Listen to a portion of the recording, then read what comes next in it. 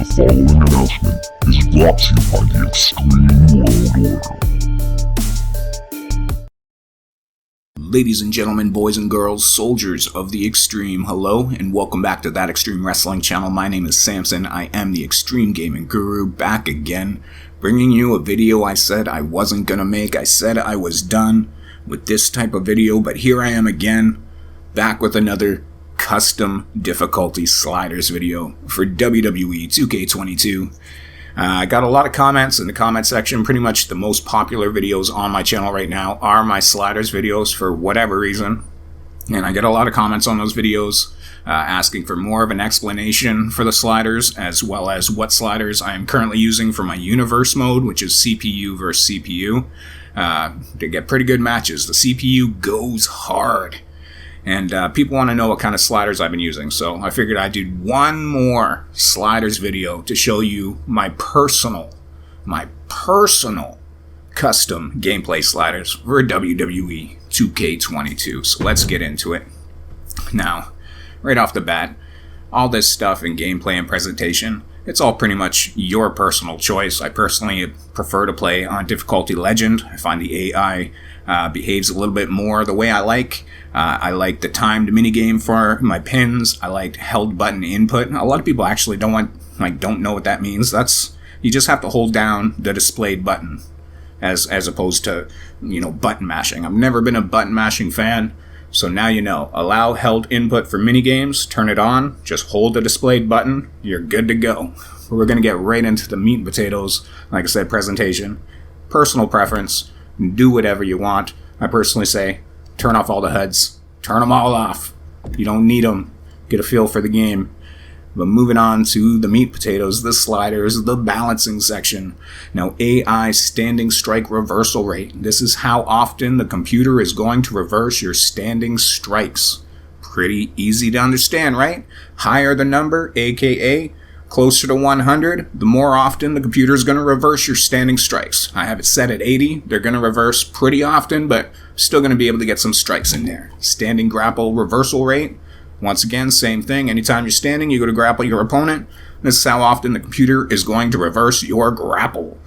Boom, I got it set at 85. I find that to be a nice, decent number. Ground strike reversal rate. Never been a big fan of, the rolling reversal where the guy just rolls out of the way.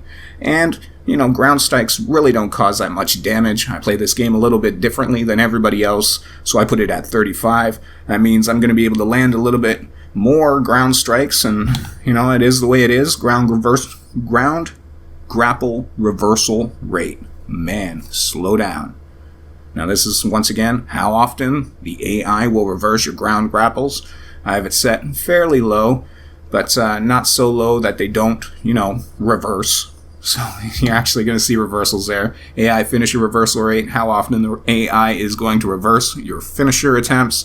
I have it set very high. I love to see reversals on the finishers. I like to be, just thrown off my game. I think I'm going to get the win, and then boom, finisher is reversed. Are you serious, bro? Now, of course, this is the Xtreme Wrestling channel, so AI foreign object attack reversal rate, how often the AI will reverse your weapon attacks. I have it set super low, so you can feel comfortable when you're swinging those chairs, knowing that you're probably going to connect to some skull, and feel good about it. Feel very good about it. Moving on, entrance, mid-match, post-match run-in, it's up to you. I'm not a big fan of seeing them because I'm making videos, and I don't want that unpredictable stuff, but up to you. Referee downtime. A lot of people say they don't think this does anything. You go in an Extreme Rules match or a no-holds-barred match, and you hit the referee, trust me, when this is set to 100, they are going to stay down plenty of time.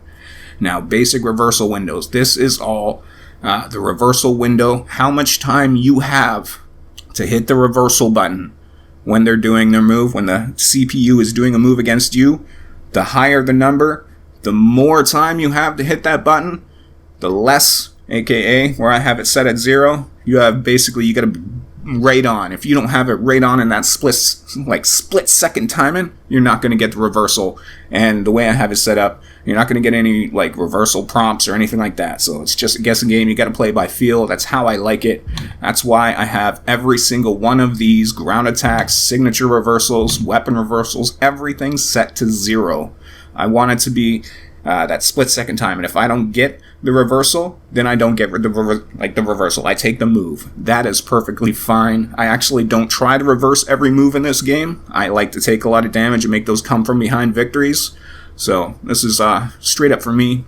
But if you have difficulty reversing moves, and you want to see those matches where it's like reversal after reversal after reversal between you and your opponent, set all of these numbers higher. Like, feel comfortable, don't feel ashamed, alright? Spend a little bit more time with the game, especially with the HUDs off. You're going to get a feel for it, and you're going to get better over time. So, set these wherever you need to. I personally like them set at 0. I don't need any help. Stamina cost, this is, every time you do a move, this is how much stamina is going to get used up. So the higher the number, aka closer to 100, how much stamina is going to get used. So 100, you're going to use so much stamina. Your guy's going to be constantly walking a little bit slower and climbing the turnbuckle slower and stuff like that. I have set at 25, so stamina takes a little bit longer to drain. AKA, I can do a lot more moves. I can have faster paced matches. Stamina recovery rate. Higher the number, the faster the recovery rate. You'll see a little meter above your head if you play with the HUD on. This is just telling you how fast that recovers. Stunned recovery rate, once again, that meter above your head. Higher the number, quicker the recovery rate. Lower the number, less recovery rate. I have these set high, so you're always going, right? When you're stunned, you can't reverse. So I like to make it so stunned, it is possible. You can get a wrestler stunned, and you can go nuts and be sure that you're going to hit the finisher. But, it's going to happen not very often, because I have it set to 85. The stamina recovery rate I have set to 100, so you're pretty much always going to be able to just run around and do whatever. I like those fast-paced matches. Rollout frequency, this is for, multi-man matches. This is how often you're going to roll outside of the ring after taking a specific amount of damage. I have it set fairly low, so, it's going to take a lot and a lot and a lot of damage. A lot, and a lot. That doesn't even make sense, but, we're going to go with it. It's going to take a bunch of damage to get me to roll out, and I like that.